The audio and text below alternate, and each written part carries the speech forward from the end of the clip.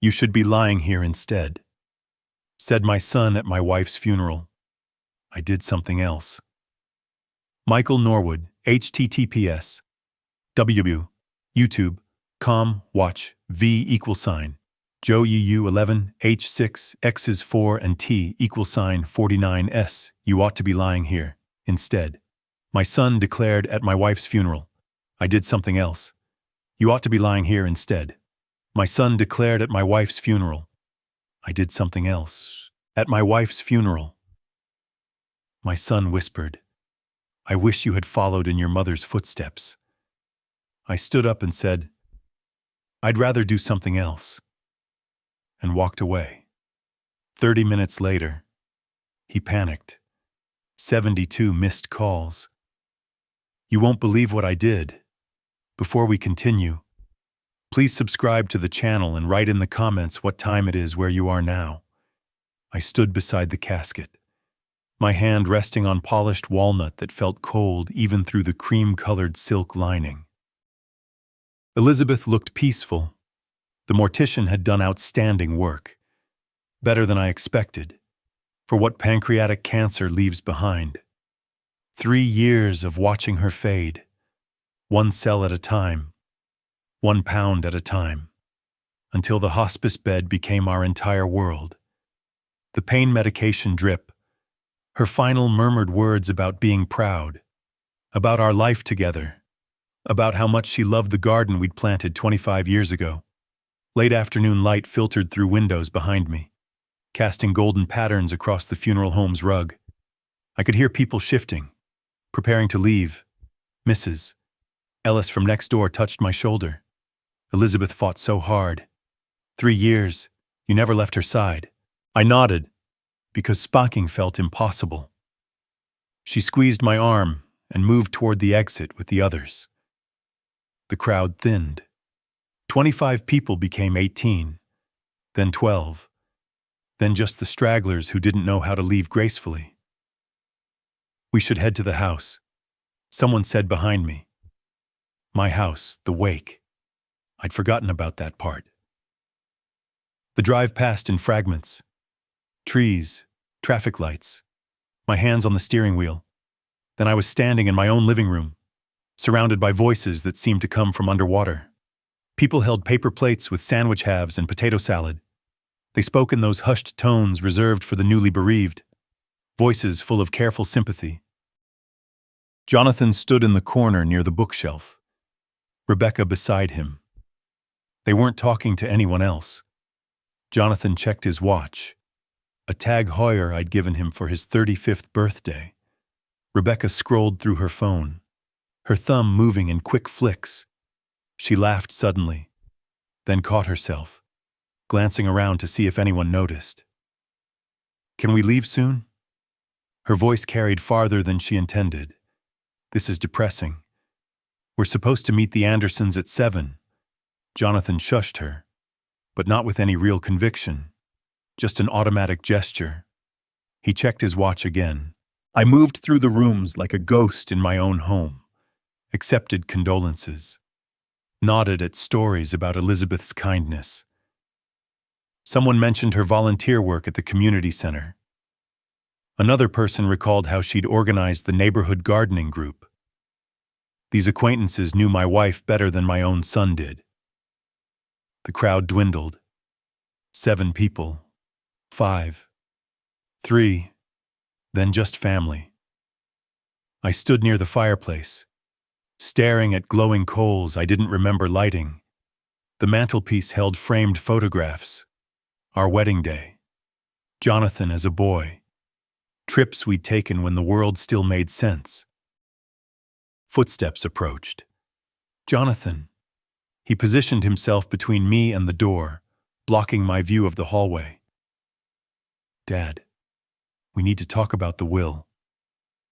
His voice carried no uncertainty, no grief, no acknowledgement that we just buried his mother. Everything's still set up the way it was. Right, you didn't change anything. I turned slowly, looked at his face, really looked. When did he become this stranger?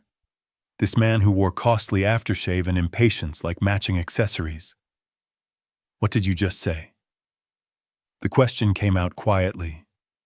Dangerous. He shifted his weight, irritation flickering across his features. Oh, come on. Don't play confused. He glanced at Rebecca, who'd moved closer, forming a united front. We've been patient, living here, helping out. I repeated the words like I was testing them for meaning. Yeah, helping. But let's be realistic.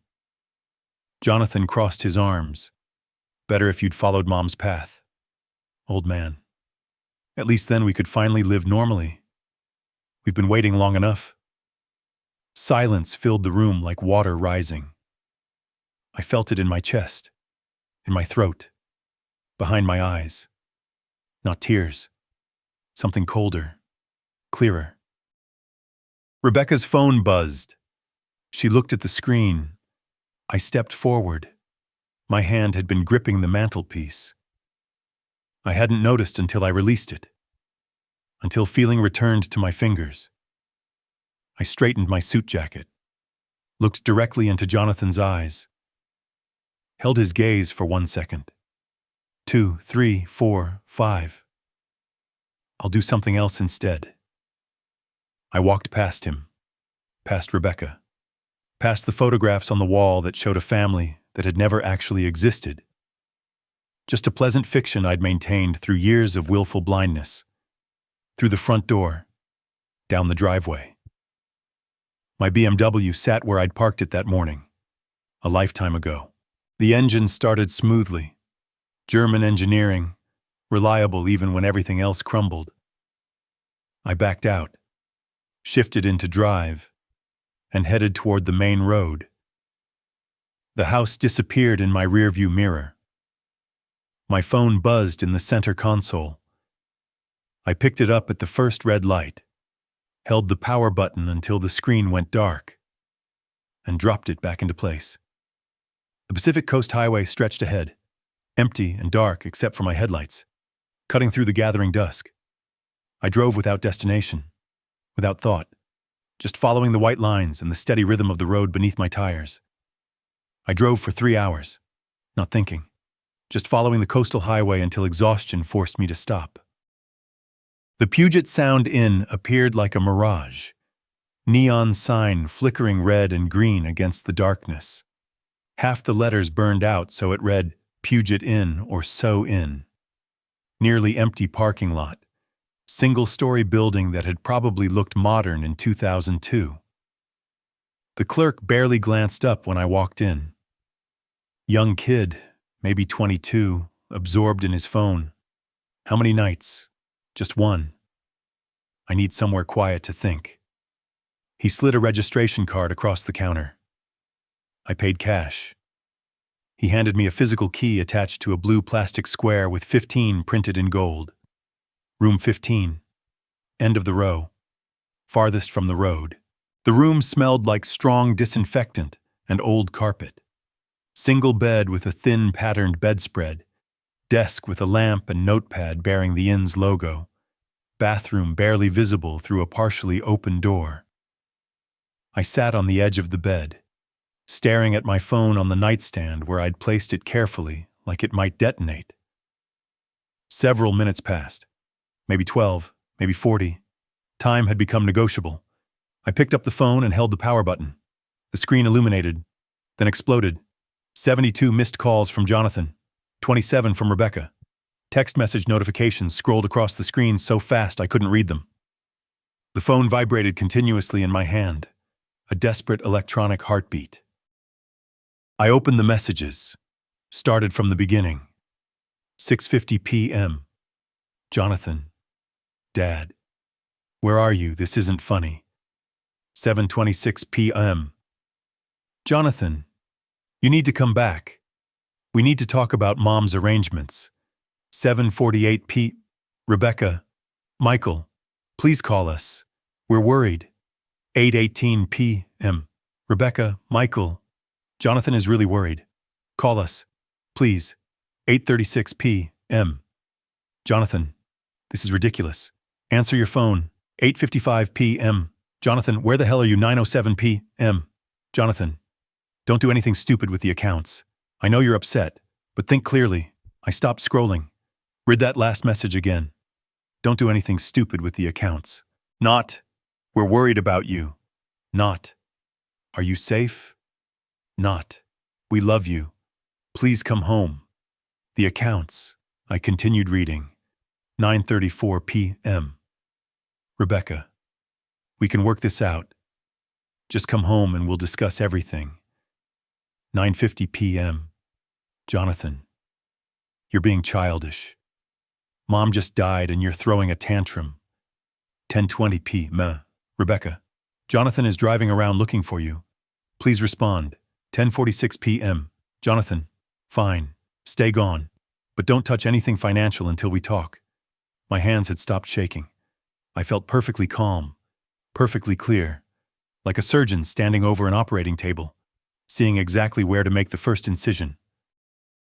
I began scrolling backward through my memories instead of my phone.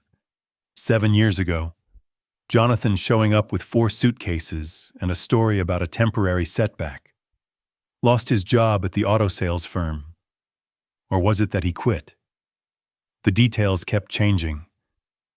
Just until I get back on my feet. Dad, you and Mom have all this space. Temporary became permanent, became expected. Rebecca appeared a year later. They married at City Hall. No ceremony, no celebration. We're keeping it simple, Jonathan explained. Rebecca moved in without discussion. My house became their house, became our house in every conversation, except on the deed. The credit cards. Rebecca borrowing them for groceries, then gas, then shopping trips. I'll pay you back. Michael, things are just tight right now. Tight for 7 years. Elizabeth had mentioned it once gently. Maybe we should set some boundaries. I dismissed her concern. They're family. Family helps each other. The roof repair, $5,000. I wrote the check. Same month. Jonathan bought a new SUV, $45,000. Great deal, he'd said. Couldn't pass it up. Every utility bill, every property tax payment, every repair, every expense, every cost. Mine. While they contributed nothing but presence and expectation. Discuss. There's nothing to discuss anymore. You made your choice clear. I spoke to the empty room. My voice sounded different, harder, like it belonged to someone who'd finally woken up after years of sleepwalking. I took out my laptop from the car. I'd grabbed it without thinking when I'd packed an overnight bag I didn't remember packing. The inn's Wi-Fi connected slowly. I opened a browser and began researching. Washington property law, tenant eviction procedures, estate planning, financial power of attorney, credit card fraud, adult child exploitation. The notepad sat beside my laptop. I picked up the cheap ballpoint pen with the inn's logo and began writing. Estate attorney, notary, bank manager, property deed documents, credit card statements going back 7 years, financial audit, change all passwords, contact credit bureaus, file police report if necessary. The list grew longer, more detailed. I organized information into categories: legal, financial, property, timeline. My phone buzzed. Another message from Jonathan. I didn't read it. Another from Rebecca. Ignored.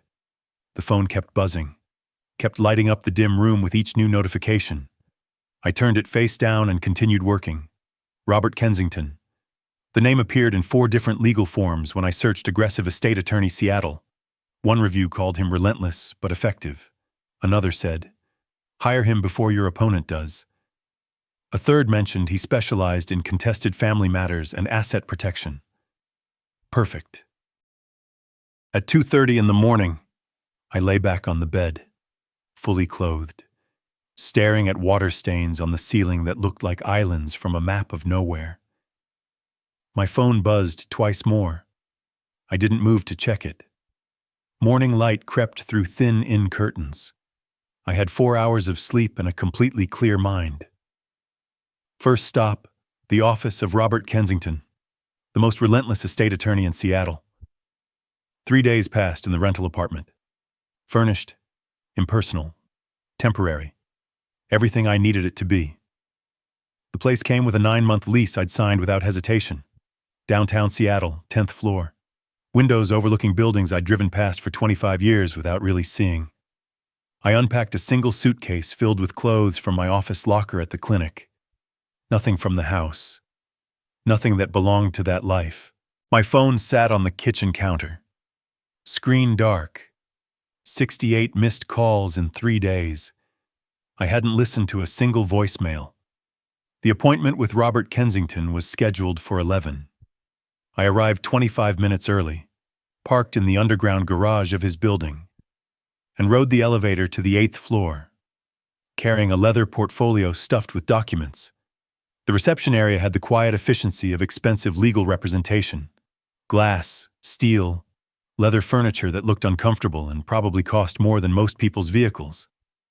A woman behind a curved desk looked up with a professional smile. "Michael Norwood, I have an 11 with Mr. Kensington. He's expecting you. Would you care for coffee while you wait? Thank you." She led me to a conference room with floor-to-ceiling windows overlooking Puget Sound. The water glittered in morning sunlight. Beautiful. I hadn't noticed beauty in years. Robert Kensington entered exactly at 11. Tall, silver hair. Suit that probably cost what I used to spend on family vacations. He shook my hand once, firm grip, then gestured to the table. "Let's see what we're working with." I spread the documents across polished wood. Property deed. Current will dated 2014 marriage certificate. Bank statements going back 3 years. Everything organized in chronological order. Labeled with sticky notes. Professional habits die hard. Kensington examined each page with the focused attention of a surgeon studying an X-ray. He made notes on a yellow legal pad. After 18 minutes of silence, he looked up. "The house is entirely in your name. Purchased in 1985, correct? Before my son was born. Your son has no legal claim to the property whatsoever." He tapped the deed with his pen. "None. This is solely yours." My phone vibrated on the table. Jonathan calling. I declined it. Kensington noticed but said nothing. "The will leaves your entire estate to your son." He flipped through the pages. "Written 11 years ago. Standard beneficiary designation. 11 years ago. I assumed family meant something. I was wrong. The words came out flat. Factual. How quickly can we change it? New will can be drafted within days. Executed within a week." Kensington leaned back in his chair, studying me with the detached interest of someone who'd seen every variation of family dysfunction. More important question. "Do you want to revoke their residence? I want them out legally. Permanently. What's the process Washington law requires? 30-day written notice for residents without a lease agreement. After that period, if they refuse to leave, we file for formal eviction through the court system. It's clean. It's legal. It's final." He pulled a blank form from his briefcase. "I can prepare the notice today." My phone vibrated again. This time, a text message. I glanced at the screen, then read it aloud. "You can't just throw us out. This is our home, too." Interesting word choice. Our home, not your home. Kensington extended his hand. "May I?" I passed him the phone. He scrolled through several messages, his expression unchanging. "Keep all of these. Don't delete anything. This harassment strengthens our position if this proceeds to court." He handed the phone back. "Is there anything else you want to address? I need financial forensics." I pulled out the bank statements, pointed to highlighted sections I'd marked the previous night. "I believe they've been accessing my accounts without proper authorization, taking more than what I consciously gave them." Kensington took the statements, scanned the figures, nodded slowly. "I recommend Sarah Bennett, forensic accountant. Exceptionally thorough." He wrote a name and number on his notepad, tore off the sheet, and slid it across the table. She'll find every dollar they've stolen. And it is theft. Mr. Norwood, regardless of family relationship. For the next hour, we discussed specifics, eviction timeline, will revision requirements, documentation needed for financial investigation. Kensington explained everything in precise legal terminology. No sympathy, no judgment, just clean presentation of facts and options. I signed paperwork authorizing him to act as my attorney of record, to request complete bank records, to begin drafting a new will that would leave my estate to a combination of medical charities and the public library where Elizabeth had volunteered. One more thing. Kensington stood, gathering his documents into a folder. You'll receive pushback, threats, emotional manipulation, possibly public confrontation. Don't respond. Don't engage. Every communication goes through me now. Understood. Understood. We shook hands at the door. I left with a folder of preliminary documents, a scheduled follow-up in 1 week, and Sarah Bennett's contact information burning a hole in my jacket pocket. The elevator descended slowly. I pulled out my phone, found Bennett's number, and called before the doors opened to the parking garage. She answered on the second ring. Professional, efficient. We scheduled a meeting for 2 days later. Kensington's words echoed in my head as I drove back to the apartment. It's clean. It's legal. It's final. That was all I needed. Bennett's office occupied a small suite in a professional building near the hospital. Wall of filing cabinets. Dual monitors showing cascading spreadsheets. Certificates framed on walls proving credentials I'd already verified online. She was 48, sharp-eyed, wearing reading glasses on a chain around her neck. I'd brought 4 years of statements, bank accounts, credit cards, tax returns. Everything I'd retrieved from my home office safe during a carefully timed visit. When Jonathan and Rebecca were out, I'd watched the house from down the street until I saw them leave, then let myself in, grabbed what I needed, and left within 12 minutes. Bennett spread the documents across her desk like a dealer arranging cards. Give me a minute. I sat in silence while she worked. Her fingers moved across keyboards, pulling up additional records from bank websites where I'd provided access credentials. She made notes on a yellow pad, highlighted certain lines, cross-referenced dates. The clock on her wall ticked through 25 minutes before she spoke. This supplementary card you authorized in 2019. She turned one monitor so I could see the screen. It's been used exclusively at luxury retailers. Total across 4 years, $52,000. The number felt both shocking and inevitable. I authorized it for groceries and household emergencies. Show me one grocery store charge.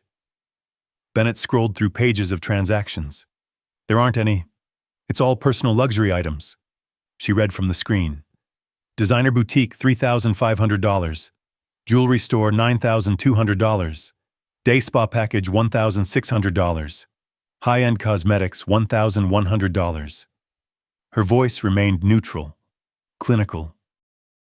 Every single charge is luxury goods or services. No groceries, no household supplies, no emergencies. Rebecca. The name tasted bitter. The card is in your name with her as authorized user. Legally. You're responsible for every dollar. Bennett flipped to another spreadsheet. But this is more brazen. She highlighted a column of transfers. Each one showed money moving from our joint checking account, the one I'd set up years ago for household expenses, into an account with only Jonathan's name. The notes beside each transfer read like variations on a theme. Temporary loan. Will repay. Short-term assistance. Emergency funds. Paying back next month. Your son has withdrawn $93,000 over 4 years, each one marked as a temporary loan. Bennett looked at me over her reading glasses. Not one repayment. Not a single dollar returned. The numbers swam in front of my eyes. 52,000. $93,000. $145,000 total. Gone. Stolen. While I paid for everything else. Mortgage, utilities, property taxes, insurance, repairs, while Elizabeth was dying, and I was too exhausted to notice my accounts draining away. I want documentation for civil court. Every transaction. Every unauthorized use. Every fraudulent transfer. My voice came out steady despite the rage building behind my ribs. And I want every card canceled today.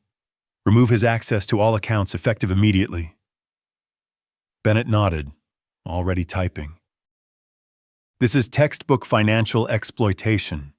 You have grounds for full recovery, plus interest and legal fees. She printed page after page of highlighted transactions. I'll notify the banks this afternoon.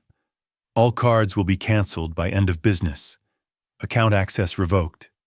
I'll prepare a complete forensic report for your attorney within 48 hours. I photographed key pages with my phone. Documentation. Evidence. Proof that family was just another word for theft when you weren't paying attention. One more thing, Bennett said as I gathered the papers. Change all your passwords. Email, bank accounts, credit cards, everything. Use complex combinations they couldn't guess. Enable two-factor authentication on every account. I drove to the clinic for afternoon appointments, tried to maintain normal professional routine, saw patients, reviewed x-rays, discussed treatment options. Routine, normal, except nothing felt normal anymore. At 4:45, between patients, the waiting room erupted. I heard shouting first, then my receptionist's voice, strained and apologetic. Then Jonathan burst through the door to my examination area, face red, pointing his finger like a weapon. Dad, what the hell did you do? My card was declined. You blocked the accounts. I stood there in my white coat, stethoscope still around my neck from the previous patient. Through the open door, I could see the waiting room. 7 patients watching, expressions ranging from shock to embarrassment. You need to leave. This is a medical facility. You're throwing your own family on the street. His voice climbed higher, louder. What kind of father does that after everything we've done for you? I picked up the phone on my desk, pressed the button for security, kept my voice calm, professional. I need someone to escort an individual from the building. He's disturbing patients. You can't do this. Jonathan moved closer, jabbing his finger toward my chest. You think you can just cut us off, throw us out like garbage? We're family. Security arrived. Marcus, who'd worked the building for 6 years, placed a hand on Jonathan's shoulder. Sir, you need to come with me. Take your hands off me. But Marcus was bigger, trained, and utterly calm. He guided Jonathan toward the door with professional efficiency. Jonathan shouted over his shoulder as he was escorted out. This isn't over. You'll regret this. Silence filled the examination area after the door closed. I could hear my own breathing, measured and controlled, through the window to the waiting room. I saw patients shifting uncomfortably, avoiding eye contact with each other. I walked out to the reception desk. 7 faces looked up at me. I apologize for that disruption. It won't happen again. I turned to my receptionist. Who's next? An elderly woman stood slowly using her cane for balance. As she walked past the reception desk, she stopped, looked directly at me with sharp eyes that had probably seen everything life had to offer. That was your son. She shook her head slowly. Speaking to you that way after a funeral. She didn't wait for an answer, just continued into the examination room, leaving her words hanging in the air like an indictment. I treated the rest of my patients without further incident. Professional, focused. But my mind kept returning to the numbers. $145,000. 4 years while Elizabeth was dying. That night I drafted the eviction notice with Kensington over the phone. 30 days. The law was clear, and so was I. The envelope sat on my kitchen counter in the rental apartment, addressed to my own house. 1423 Evergreen Lane, the place where I'd raised a son who became a stranger. In the morning, I would deliver it personally. Morning light filtered through blinds I still wasn't used to. The rental apartment felt temporary even after a week. Furniture that belonged to no one. Walls painted neutral gray. Appliances that worked without character. The manila envelope sat on the kitchen counter where I'd left it the night before. 30-day eviction notice prepared by Kensington. Reviewed by me. Ready for delivery. I dressed in a dark suit, poured coffee I didn't finish, reviewed the documents one final time, though I'd memorized every word. The drive to Kensington's office took 15 minutes. I parked in the same underground garage, rode the same elevator, entered the same conference room. 3 folders waited on the table. 3 simultaneous strikes, Kensington said without preamble. He opened each folder as he spoke. New will, eviction notice, civil suit for financial recovery. By week's end, they'll understand you're not negotiating. The new will was 28 pages. I read every paragraph. Everything to the Elizabeth Norwood Medical Foundation, a charitable organization Kensington had helped establish specifically for this purpose. The foundation would provide orthopedic care for underprivileged children, free surgeries, free follow-up care, free physical therapy. Everything Elizabeth would have wanted. Everything that mattered. Nothing to Jonathan. 2 witnesses waited in the reception area. Paralegals from Kensington's firm. They entered, watched me sign, added their signatures below mine. The whole process took 5 minutes. 5 minutes to erase a son from inheritance. 5 minutes to choose charity over blood. The foundation will help children who actually need it, I said, handing the pen back to Kensington. That's the legacy Elizabeth would want. He filed the document in his safe. Permanent. Irreversible. Without my explicit instruction. The eviction notice next. Do you want a process server to deliver it or I'll do it myself? Kensington studied me for a moment, and then nodded. Understood. I drove to the house for the first time since the funeral.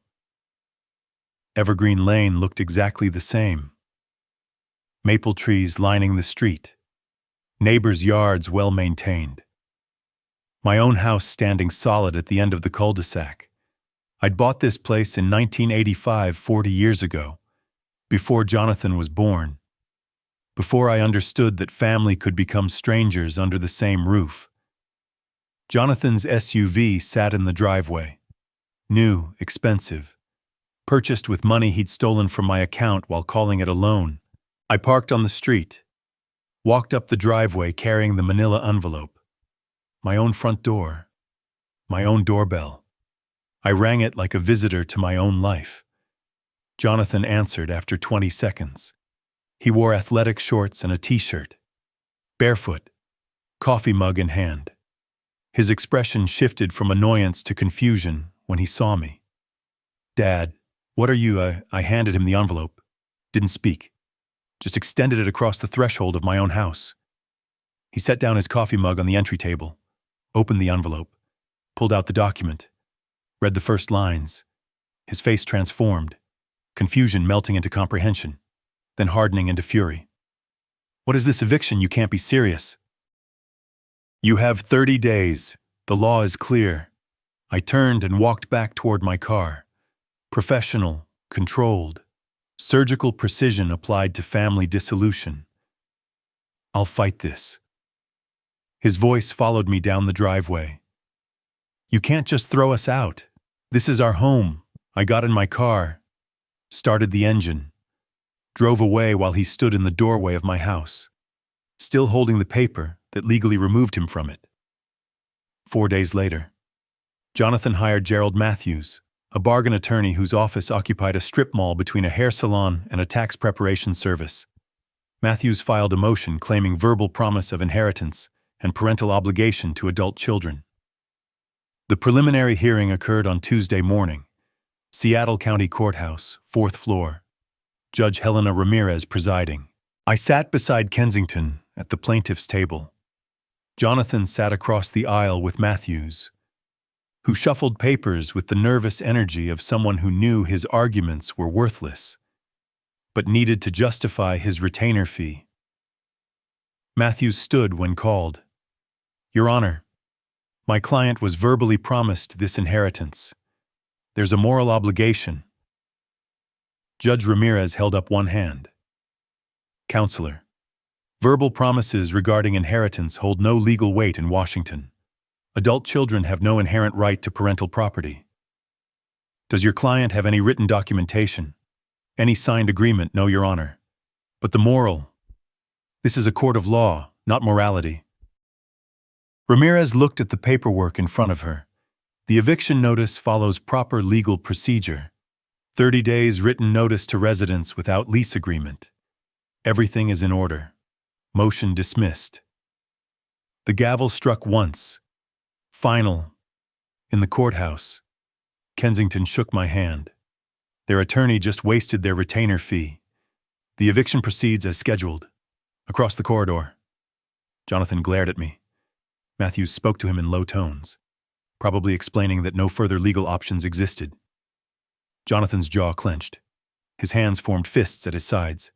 But he didn't approach, didn't speak, just stared with the helpless rage of someone watching control slip away completely.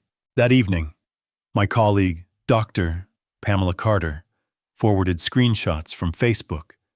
Rebecca had created posts in a neighborhood group.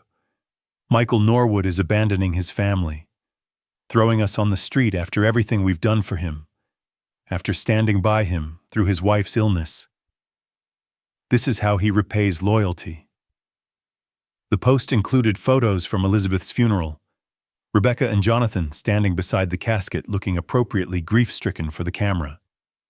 But beneath Rebecca's post, the comments told a different story. Margaret Ellis, neighbor. I've lived next to Michael for 18 years. He's the kindest man I know. Where were you two when Elizabeth needed help? Michael was there 24/7. Dr. Joseph Mallory, colleague. Michael spent 3 years caring for his wife while maintaining his practice. I never once heard him complain. This post is manipulative and dishonest. Former patient after former patient. Colleagues, neighbors, community members. All defending me. All calling out the manipulation. The comments multiplied faster than Rebecca could respond to them. Pamela Carter's text message said everything. Don't worry. Everyone knows the truth. We've got your back, I texted back. Thank you. Truth has a way of surfacing. 27 days remained until eviction. 3 legal strikes executed. Social media manipulation backfired. The law was working exactly as it should. My phone rang 2 weeks into the eviction period. Unfamiliar number. I almost didn't answer, but something made me pick up. Dad. Jonathan's voice different than before. Quieter. Can we talk? Just talk. Please. 16 days remained until the sheriff would arrive to enforce the eviction. 16 days until legal became physical. What do you want to discuss? Meet me, coffee, anywhere you want. Just give me 30 minutes. I should have said no. Should have ended the call. But curiosity, or maybe some buried instinct about closure, made me agree. Tomorrow. 10 a. The Harbor Brew downtown. He arrived 6 minutes early. I watched him through the window before entering. Jonathan sitting at a small table in the back corner. Coffee already purchased. Fingers drumming nervously on the tabletop. His clothes looked rumpled. Facial hair growing unevenly. The expensive watch missing from his wrist. I entered. Ordered black coffee. And sat down across from him without preamble. You wanted to talk. Jonathan looked at his hands. I know I messed up. I know things got out of control. Out of control, I repeated the phrase flatly. Is that what you call stealing $145,000? He flinched. It wasn't like that. It was just we were struggling and you had so much and I worked for what I had for 40 years, while you lived rent-free in my house and took whatever you wanted. I can pay some of it back. He looked up, desperation leaking through the attempted humility. Not all of it, but 60,000. I can get 60,000 together if you drop the lawsuit and we can work out rent payments. Something reasonable. We just need more time. The math was almost insulting. 60,000 on a 145,000 debt, staying in the house with reasonable rent after 7 years of contributing nothing. No. Dad. Please, my answer is no. His composure cracked. What are we supposed to do? We can't afford housing in Seattle. Rebecca is threatening to leave me. My boss saw what happened at your clinic. Half the office saw the Facebook posts. I'm barely hanging on to my job. Perhaps you should have considered consequences before stealing from me while your mother was dying. The words landed like physical blows. Jonathan's face paled. That's not fair. What's not fair is that Elizabeth asked about you during her final week. Asked when you were coming to visit. I told her you'd be there soon.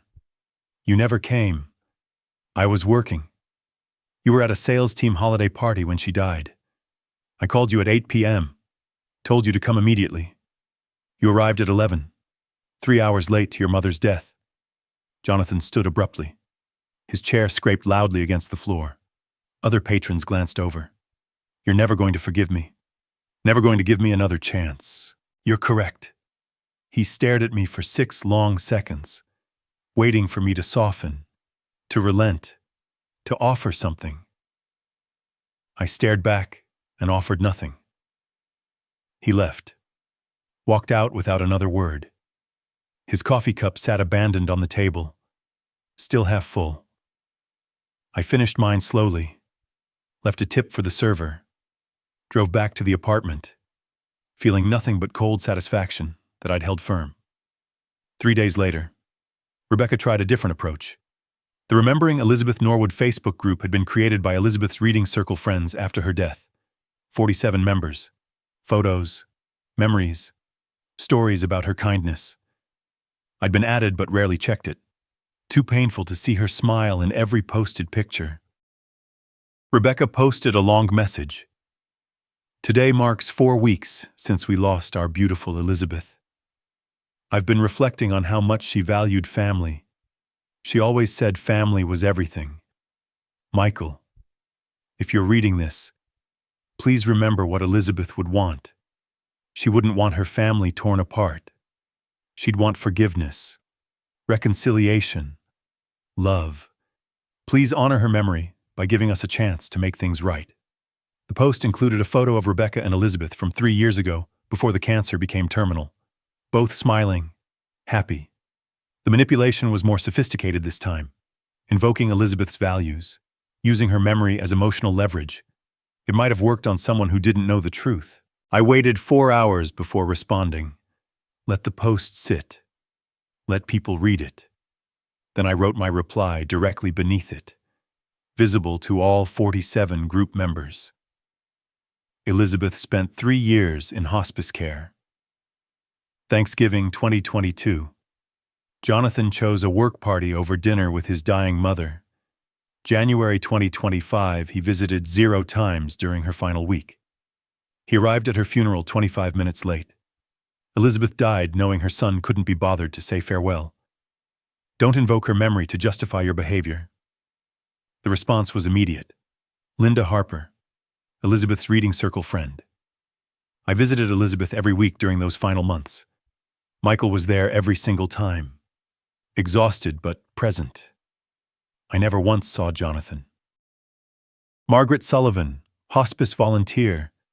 I was with Elizabeth that final week. She asked for Jonathan. Michael told her he was on his way. He never came. Michael, you gave her comfort. Don't let them rewrite that. More comments flooded in, all supporting me, all confirming the truth. Rebecca deleted her post within an hour, but screenshots had already circulated. That night, Kensington emailed the final eviction order. Judge Ramirez had signed it that afternoon. The sheriff was scheduled for 10 a.m. on the 30th day, exactly as the law required. I stood in my apartment kitchen reading the email on my phone. 30 days had seemed long when I'd handed Jonathan that manila envelope. Now they'd passed like water through fingers. The 30th day arrived like clockwork. I stood in Kensington's office reviewing the final eviction order signed by Judge Ramirez. The sheriff was scheduled for 10 a.m. I would be there to witness it. The morning arrived bright and inappropriately beautiful. Washington sunshine, clear sky, temperature already climbing towards 70 degrees. I stood in the driveway of my own house at 9:50, waiting beside my BMW.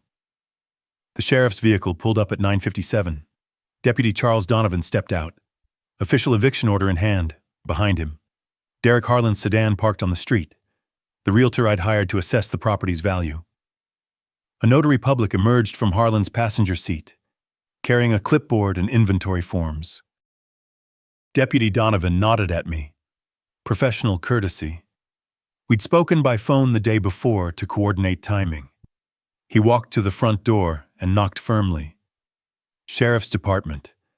I have an eviction order for Jonathan Norwood and Rebecca Norwood. Open the door or I will be forced to make entry. Silence. Then muffled voices inside. An argument. Rebecca's voice rising, panicked.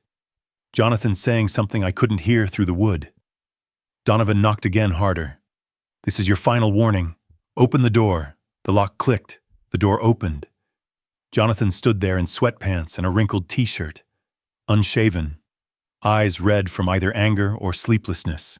Behind him, the house looked chaotic. Boxes started but not finished. Clothes draped over furniture. Dishes in the sink visible from the doorway. 30 days' notice, and they'd barely packed. This is harassment, Jonathan said, voice tight. We have rights. Donovan held up the eviction order. You have 2 hours to remove personal belongings, personal clothing, and documented gifts only. Everything else remains property of the homeowner. He gestured to the notary. This is Mrs. Patterson. She'll document what you removed to prevent any future disputes. I stayed back near the driveway, letting Donovan handle the procedure. Harlan stood beside me, taking notes about the property's condition. The morning sun cast long shadows across the lawn I'd mowed for 40 years. Jonathan and Rebecca disappeared inside. Sounds of frantic movement followed. Drawers opening.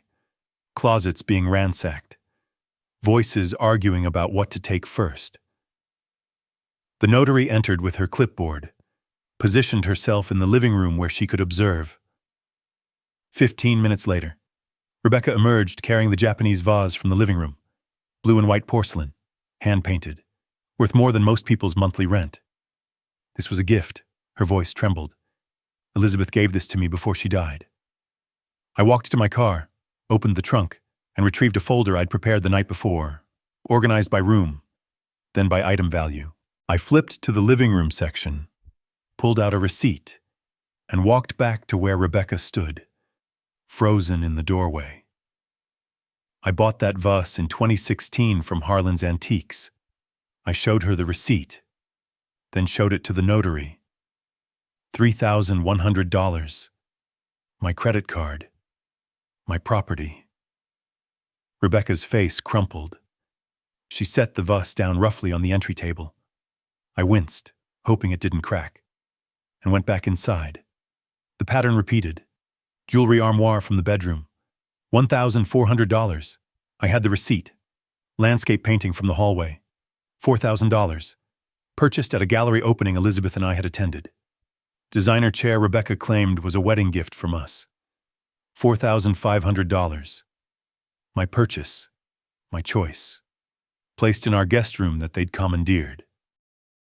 Each time I produced documentation. Each time Mrs. Patterson marked her clipboard. Denied. Homeowner property. Documented purchase. Jonathan's control shattered around 11:30. He came charging out of the bedroom carrying a box of items the notary had already rejected. Saw me standing calmly in the hallway, reviewing my receipt folder. and something inside him broke completely. He dropped the box, lunged, grabbed my shirt with both hands, and shoved me backward against the wall. "You miserable old man." His face was inches from mine, spit flying with each word. "You're stealing our lives." Donovan moved faster than I expected for a man his size, had Jonathan's arms pinned behind his back within 3 seconds. "Hands off. Do that again, and you're under arrest for assault." I straightened my shirt, said nothing, looked at Jonathan until he looked away. "You have 1 hour remaining," Donovan said quietly, still restraining him. "I suggest you use it for packing, not assaulting people." He released Jonathan slowly. Jonathan stood there breathing hard, fists clenched at his sides, but he didn't move toward me again. The last hour passed in tense silence, Rebecca crying in the bedroom, Jonathan throwing clothes into garbage bags with violent, jerky movements, the notary documenting everything with detached professionalism. At 12:20, a rental truck pulled up to the curb, borrowed from a friend, probably too small to be from a commercial company. Jonathan and Rebecca loaded it with pathetically little suitcases of clothing, some kitchen items that were genuinely theirs from before they moved in, a lamp, a coffee maker, 7 years of living reduced to what filled half of a 12-foot truck bed. They didn't look at me as they finished loading. Rebecca got in the passenger seat, face buried in her hands. Jonathan stood by the driver's door, staring at the house. Our eyes met across the driveway. "You'll regret this," he said, not shouting anymore, just stating it like fact. "I promise you'll regret this." 2 p.m., I replied calmly. "That's when the locks change. Don't come back." He got in the truck, started the engine, drove away without looking back. The sound of the engine faded down Evergreen Lane until silence returned. I stood on the threshold of my house. My house. The furniture remained, all of it mine, purchased with my money over decades. But the personal presence was gone. Jonathan's jacket no longer on the coat rack. Rebecca's magazines no longer on the coffee table. The air itself felt different. Lighter. Emptier. I walked through each room methodically. Bedroom where they'd slept in my guest bed. Kitchen where they'd eaten food I'd paid for. Living room where they'd watched television on my subscription services. Every space felt like it was exhaling after holding its breath for 7 years. At 1:35, the locksmith arrived. By 2:15, every lock was changed. New keys in my pocket. Old keys, worthless pieces of metal wherever Jonathan had thrown them. I stood in the doorway one more time as the locksmith drove away, looked out at the empty driveway, the quiet street, the ordinary afternoon continuing around me. Then I turned back into the house and closed the door firmly. The sound of that lock clicking into place felt like the final word in a very long argument. "Doctor." Sophia Mitchell called that evening as I sat in the rental apartment, reading through property inspection documents Harlan had left. "Michael, I need to warn you about something." Her voice carried that careful tone people use when delivering bad news. Jonathan gave an interview to the Pacific Herald. Daniel Peterson's writing the article. It's going to be unflattering.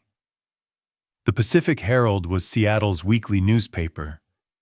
Daniel Peterson specialized in human interest pieces that leaned heavily on emotional manipulation. I'd seen his work. Sensational headlines, selective fact presentation, quotes taken out of context to create maximum drama. "When does it publish tomorrow morning? I wanted you to know before you saw it." I thanked her and ended the call. Spent the rest of the evening finishing Harlan's paperwork. Whatever Jonathan had told Peterson, whatever narrative he'd constructed wouldn't change the legal reality. The eviction was final. The house was mine. Facts didn't care about newspaper articles. The article appeared in Thursday's edition. A colleague left a copy in my office mailbox with a sticky note. "Don't let this get to you." The headline read, "Local man forced from family home claims father's calculated cruelty." Peterson had written exactly what I'd expected. Jonathan painted as the devoted son, caring for his aging father after the mother's tragic death, forced onto the street with nowhere to go. The father portrayed as cold, vindictive, motivated by unspecified grudges. Rebecca quoted extensively about abandonment and betrayal. No mention of the 7 years of financial exploitation. No mention of the documented theft. No mention of the court ruling that found zero legal merit in Jonathan's claims. Selective truth presented as complete story. It was masterful manipulation. By noon, my phone started ringing, colleagues checking on me, patients leaving voicemails. The medical community had seen the article, and they were not impressed. Doctor. Joseph Mallory sent me a letter he'd submitted to the Herald. I've known Michael Norwood for 26 years. I watched him care for his wife through 3 years of terminal illness without once complaining or asking for help. I watched his son Jonathan miss every important milestone of that illness. Hospital admissions, treatment decisions, final goodbyes. To characterize Michael as cruel is not just inaccurate, it's obscene. Daniel Peterson should be embarrassed for publishing such poorly researched propaganda. More letters flooded the newspaper. Margaret Sullivan, the hospice volunteer, wrote 3 paragraphs detailing Jonathan's absence during Elizabeth's final week. Linda Harper from the Reading Circle described how Michael had personally organized memorial donations while Jonathan complained about funeral costs. Former patients submitted testimonials, pro bono surgeries for uninsured children, payment plans that amounted to forgiveness, holiday gifts for families struggling with medical bills. The Herald's online comment section exploded. Every supportive comment about Jonathan was buried under 50 defending me.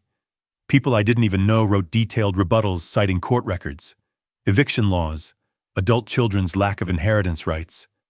Pamela Carter, my colleague who'd forwarded the initial Facebook screenshots, sent me another message. The Medical Society is drafting a formal statement. 40 physicians signed it. Peterson's editor called personally to apologize. I didn't respond to any of it. Didn't write letters. Didn't post comments.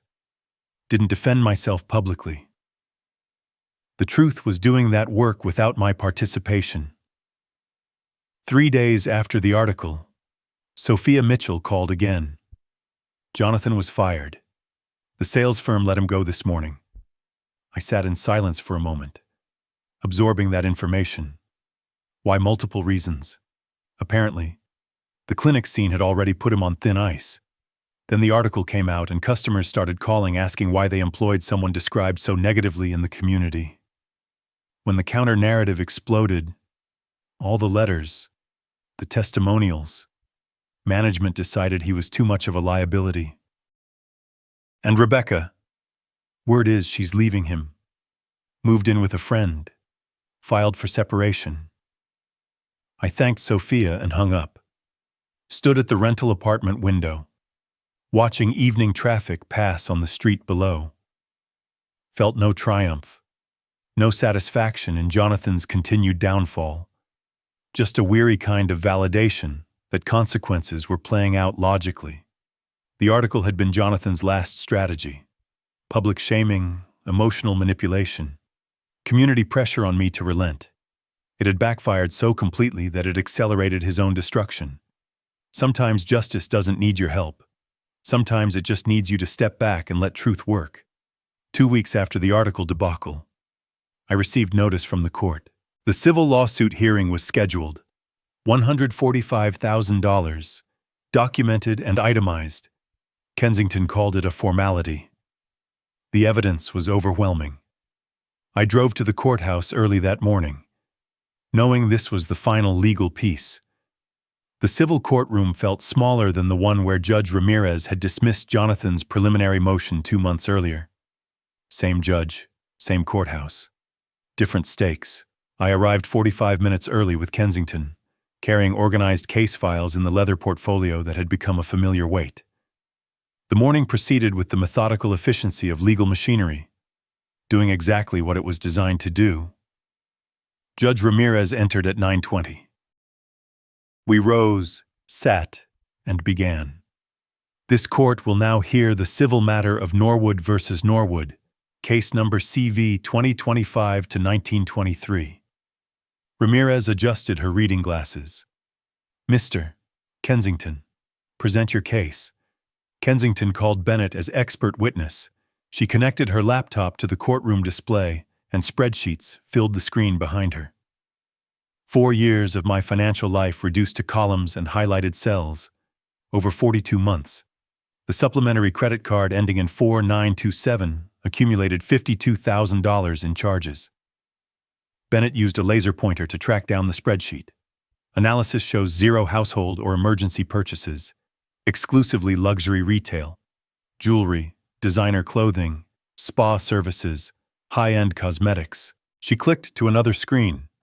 Additionally, defendant Jonathan Norwood initiated 72 transfers from joint household account to his personal account, totaling $93,000, each marked as temporary loan with promise of repayment.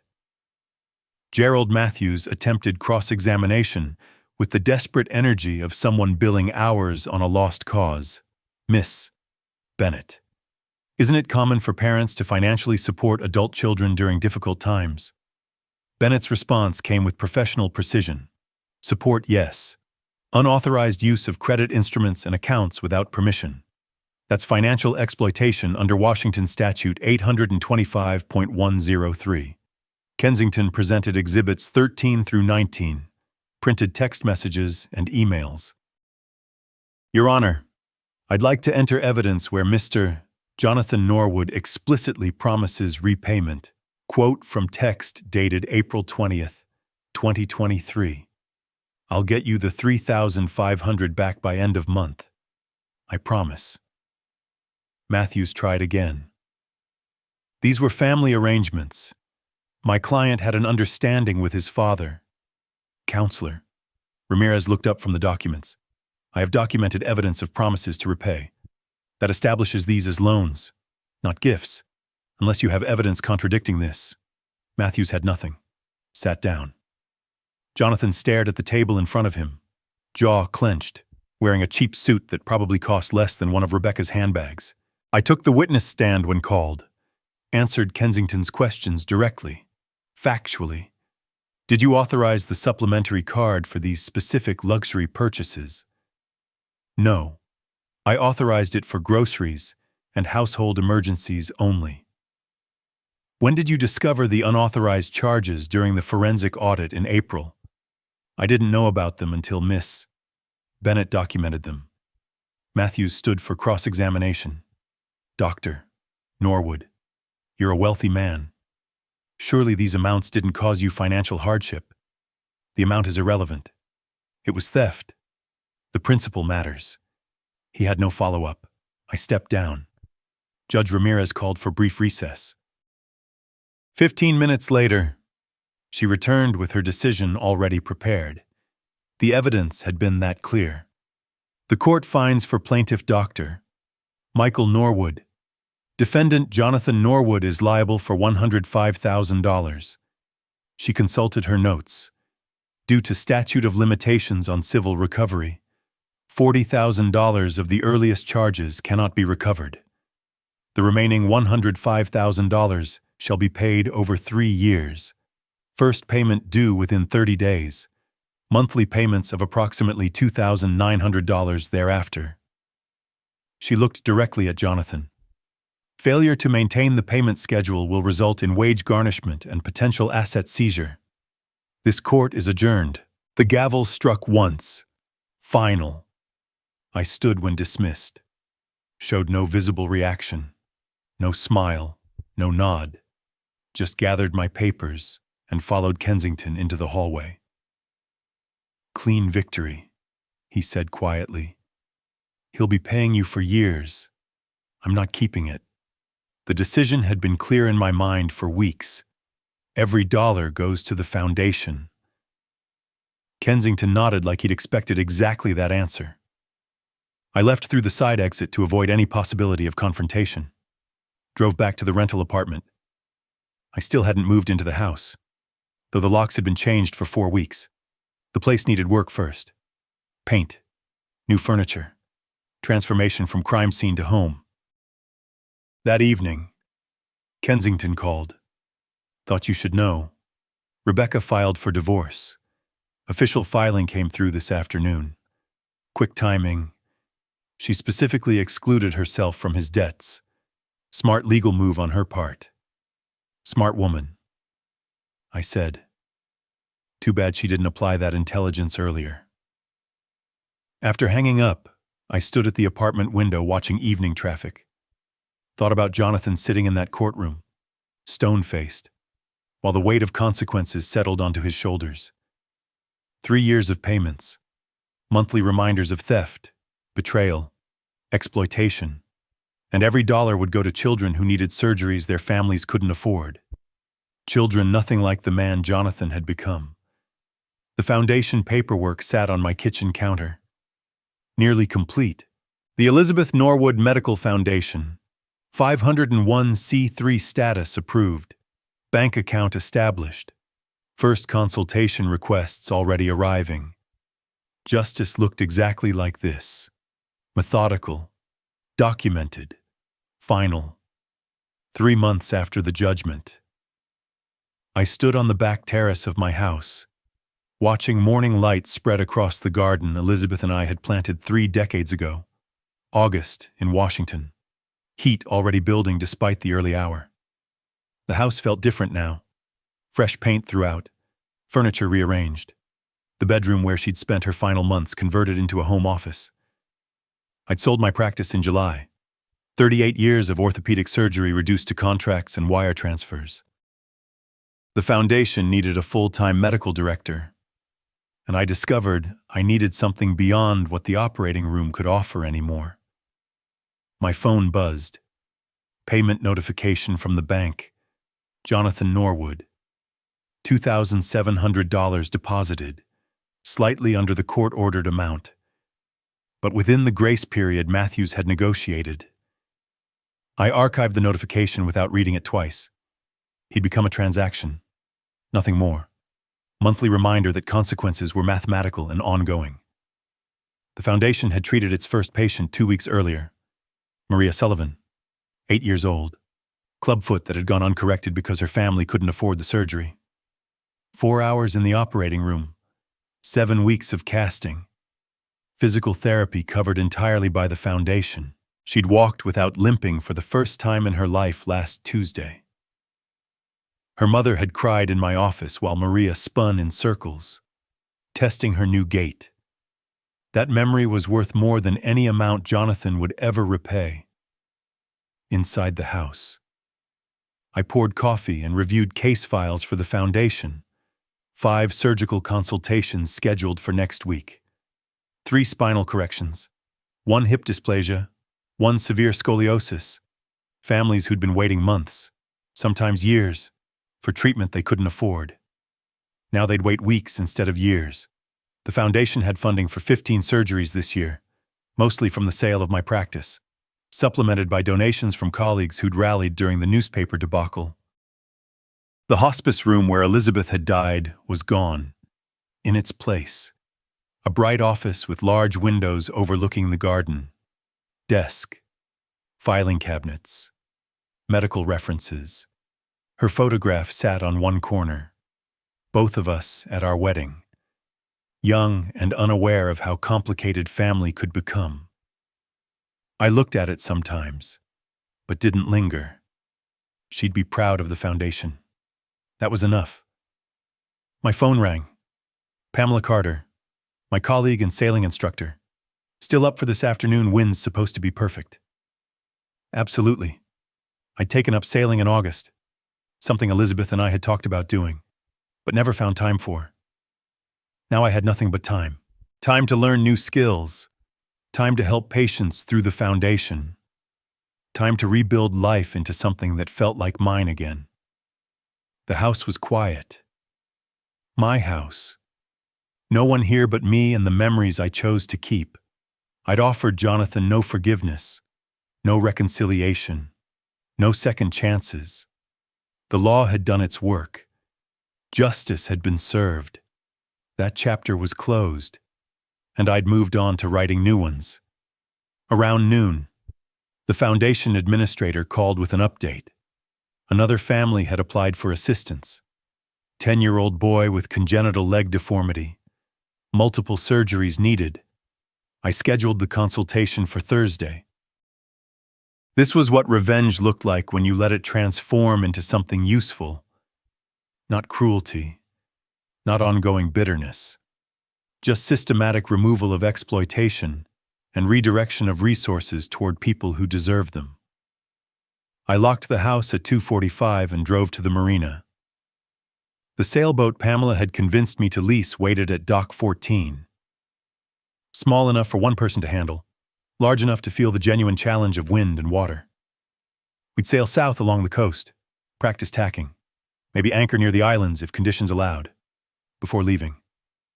I glanced once more at Elizabeth's photo on the office desk through the window, smiled briefly, then turned toward the car.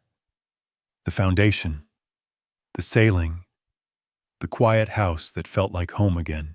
New patients who needed help, new skills to learn, new chapters opening faster than I could write them. Jonathan was somewhere in the city, working whatever job he'd found after losing the sales position, making monthly payments that would stretch for 3 years. I hoped he'd learned something, suspected he hadn't. Either way, it no longer mattered. The marina waited. The afternoon stretched ahead. The wind was supposed to be perfect. I drove south with the windows down, radio playing, something I didn't recognize but enjoyed anyway. Forward motion. That's all life really required. Forward motion and purpose. I had both. As the sun dipped low over the marina, casting a warm glow on the sails, I felt a profound sense of closure. Michael's journey reminds us that true strength lies in letting go of toxicity, embracing justice, and channeling pain into purpose. What touched you most in this tale of betrayal and redemption? Share your thoughts in the comments below. Let's discuss how family dynamics can shift and what boundaries you've set in your own life. Your stories inspire us all. If you'd like to hear the next gripping narrative, just click the box on the left. Thank you for joining this emotional ride. Subscribe for more, and keep the conversation alive.